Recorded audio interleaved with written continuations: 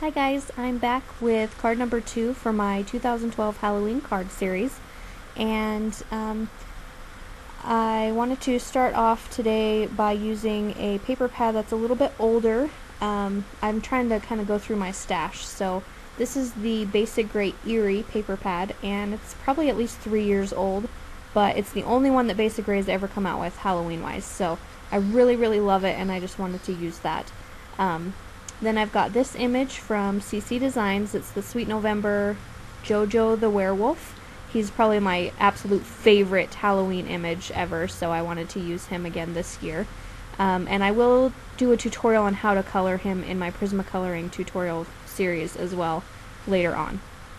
So I chose this paper. It's kind of creepy and very eerie as my background. And then I have this paper, which is a colorful wood grain to back JoJo up here. And then I've got this black piece, and I'm going to punch this with the Martha Stewart punch around the page spiderweb punch.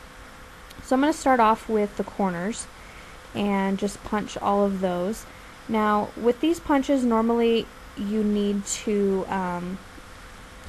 have your piece of paper measured exactly to get the perfect spiderweb all around the edge, but for this one I really like that it would be kind of broken and not perfect. So basically you just line up the corner punch with that little corner here on the edge punch and then just punch away. So I'm going to do that, and then I'm going to go over to the other side and line up the other corner and then punch that as well. And you'll see here in a minute, I'm going to go all the way around, and you'll see here in a minute how it's kind of broken and it's definitely not perfect, but I really like that. It kind of goes with the whole eerie paper, and it's a lot easier than having to measure your paper exactly so that the punch works perfectly. So just line those corners up, and I'm not worried about the middle being broken at all. If you were to just line up the edge though after you punch the one corner, then it would kind of mess up the corner. So you can see there it's broken in the middle, but the corners are still intact. So I'm going to layer that wood grain paper on top of the spider web after I ink it up here with some black chalk ink by Colorbox. And while I'm at it, I'll go ahead and ink my main background page here. Okay. Then I'm just going to adhere this onto the spiderweb punched piece.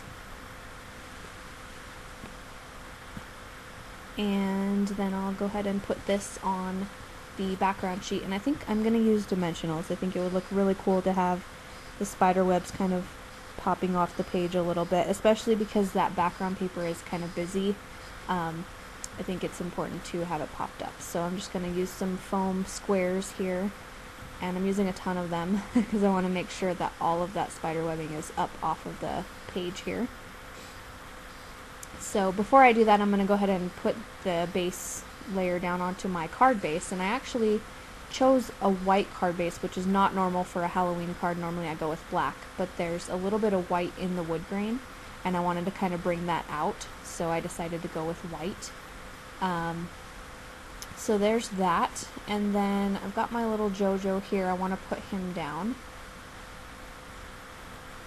and I put him down and I felt like he kind of got a little bit lost, so I wanted to put another paper behind him.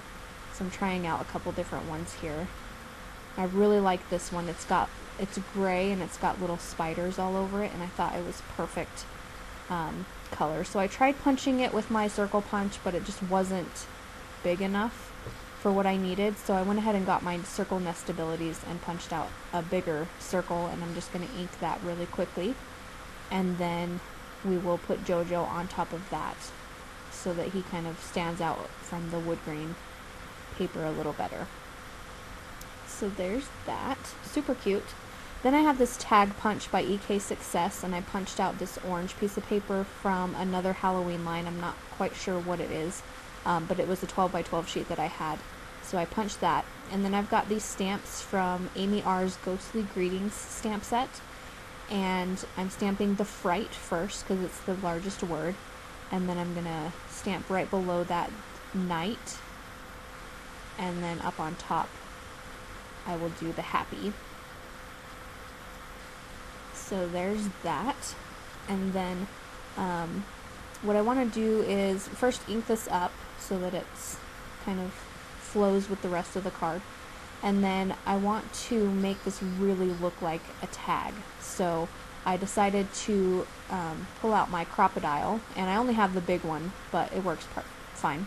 So I went ahead and punched a hole, and I have a little purple eyelet that I'm putting in there. And I'm just gonna crimp that down. And then I've got some green baker's twine from the Twinery. I can't remember the color, but I'm just gonna put that through the eyelet, and I'm having a little bit of difficulties here getting it through, but I'll get it eventually. So just had to fiddle with it a little bit, and then I'm just gonna loop it through there and pull it tight, and then I'll trim off the excess. So there's a cute little tag, and then I'm going to put some dimensionals just on the back side because the spider web area is popped up, so I want to make it even. So I just put that there. And there's the card, and of course I have to add stickles to the card. So I have some diamond stickles. I'm going to add some to little Jojo here on his shirt and pants. I just love Jojo. He's just so dang cute. Okay, and then I decided to go ahead and add some more stickles along the spider webbing, because you know, spider webs, you know, sometimes if they hit the light right, you'll have like little sparkles on them, like from dew or whatever. So I thought sparkles could totally go on a spider web. So I'm just dabbing it. I'm not covering the whole thing. I'm just kind of dabbing it here and there on the webs. And there we have it. So there is the front of the card, and now for the inside, I chose this other paper. It's pretty dark, but it's got some different colored polka dots and stars on it. So I'm just going to put that on the inside. And then I had punched another piece of black cardstock with the spiderweb punch and layered a white piece of cardstock over the top so that you can write your sentiment on it.